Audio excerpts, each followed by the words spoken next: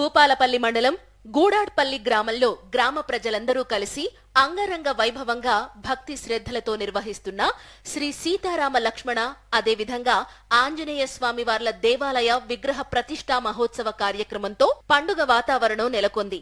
కాగా ఈ విగ్రహ ప్రతిష్టాపన మహోత్సవానికి భూపాలపల్లి మాజీ ఎమ్మెల్యే గండ్ర వెంకటరమణారెడ్డి హాజరయ్యారు.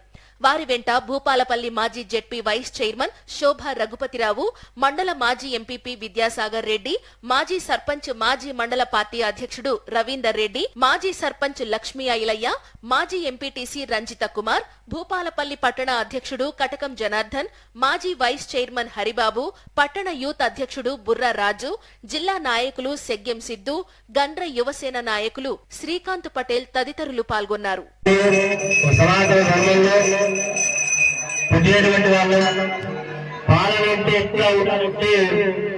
ఎప్పుడు కొన్ని వేల సంవత్సరాల క్రితం రాముని జన్మ, రాముని యొక్క పరిపాలన ఈరోజు కూడా కొలుస్తూ ఉంటారు.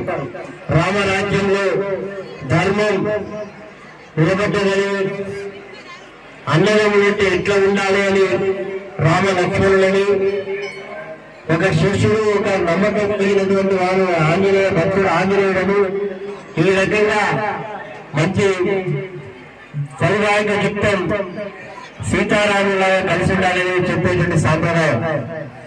అలాంటి రాముని యొక్క ఆలయాన్ని ఈరోజు ఎంతో కన్నుల పండుగగా మనం ప్రతిష్ఠించుకున్నాం. ఇదంతా మనందరి యొక్క పూర్వజన్మ సుకృతం ఉంటే తప్ప ఇలాంటి మంచి కార్యక్రమంలో పాల్గొనే అవకాశం దక్కదు.